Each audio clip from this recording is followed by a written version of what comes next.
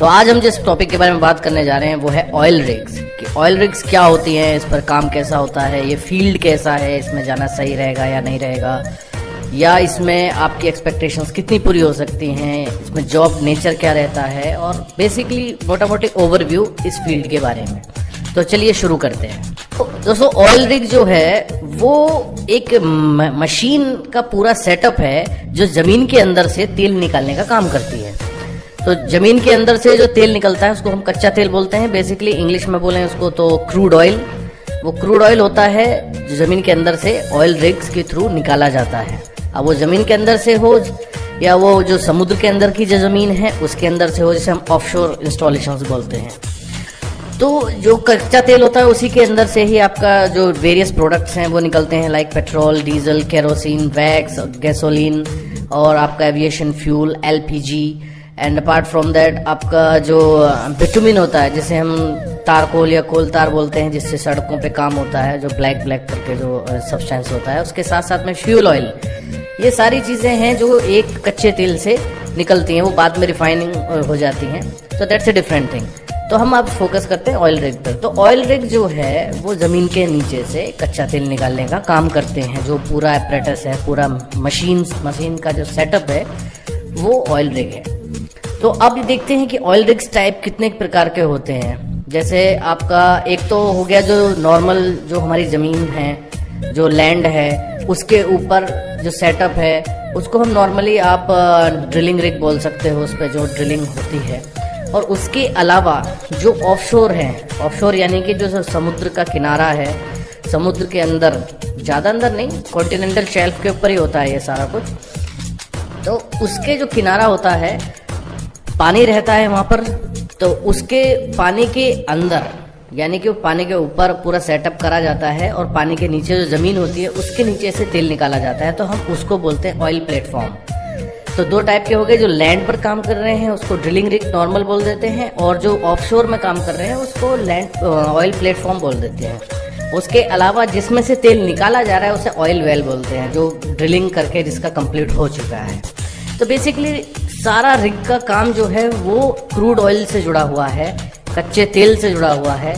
वो कच्चे तेल को निकालने का काम करता है जो हमारा ये ऑयल रिग होता है। तो दोस्तों ऑयल रिग्स में कैरियर जो बनाना चाहते हैं तो उसके लिए एंट्री पॉइंट जो होता है वो 12th क्लास एटलीस्ट करी हो, और टेक्निकलिटी हो तो और अच्छी बात है। जैसे सपोज करो ITI है, या अगर बीटेक मैकेनिक है, मैकेनिकल से है उनका, या बीटेक पेट्रोलियम से है, या आपका डिप्लोमा भी है, तो then there is no problem regarding that. ठीक है ना, डिप्लोमा में कोई दिक्कत नहीं होती है। तो आप स्टार्ट इसमें 10+2 से यानी कि 12 से कर सकते हैं। तो बेसिकली इसमें जो पोस्ट्स होती हैं, अगर हम उनकी बात करें तो पोस्ट के नाम जो हैं वो इस तरह से हैं, जैसे कि रस्ट अबाउट होता है, इसमें रिगर होता है, रफ नेक होता है, उसके बाद floorman, derrickman, assistant driller, night tool pusher और ऑफशोर इंस्टॉलेशन मैनेजर, जो हाईएस्ट पोस्ट होती है। इसमें सैलरी जो है, इसमें एक बिल्कुल फ्रेशर की सैलरी आपको लगभग, आप अगर आप रस्टअबाउट एज ए रस्टअबाउट ज्वाइन करते हैं तो लगभग 30,000 to 40,000 आपकी स्टार्ट हो जाती है। और दोस्तों सबसे अच्छी बात इसमें ऑयल रिग्स पर काम करने की बात, सबसे अच्छी बात ये होती है कि इसमें आपको ऑन ऑफ मिलता है। ऑन ऑफ का मतलब है, जैसे सपोज कीजिए कि आपकी जॉब चल रही है तो आपका रोटेशन बेसिस पे जॉब रहती है। क्योंकि देखो दोस्तों इसमें जॉब थोड़ा मतलब टफ होता है, इतना इजी नहीं होता है कि अगर आप काम कर रहे हो तो वाकई में आपसे काम लिया जा रहा है। तो काफ़ी डिमांडिंग नेचर का वर्क होता है इसमें, और जैसे आप वीडियोस में भी देख रहे होगे।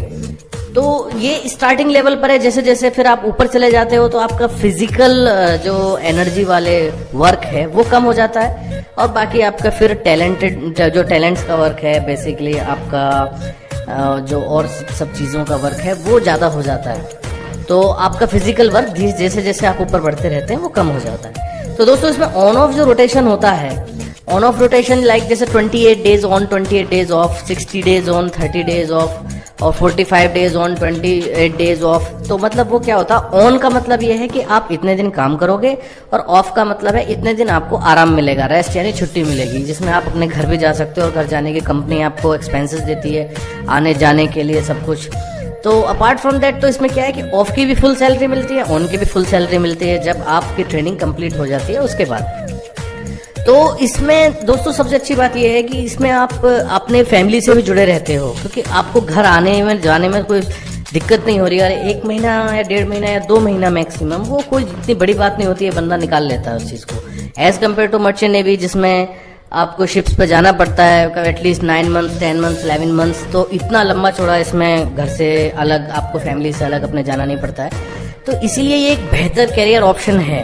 बेशक जॉब डिमांडिंग, इसमें जो जॉब का नेचर है वो काफ़ी डिमांडिंग है, लेकिन ये एक ऐसा आपका कैरियर बन जाएगा इसमें जिसमें आपके फैमिली के साथ में भी रहेंगे। और हाँ, इसमें आप स्टार्टिंग 30,000 40,000 से करते हैं, लेकिन बात करें अगर मैं टूल पुशर की बात करूं, जैसे मर्चेंट नेवी में कैप्टन होते हैं, तो अगर मैं टूल पुशर की बात करूं तो इसमें 15 लाख to 20 लाख तक उसकी सैलरी होती है।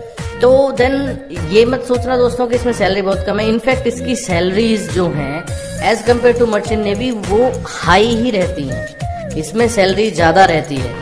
और रही बात ये कि किस पोस्ट में क्या सैलरी मिलेगी, तो दोस्तों मैं उसके लिए अपना दूसरा वीडियो लेकर आऊँगा। तो just wait and watch for that, and till then take care and bye bye. Thank you very much.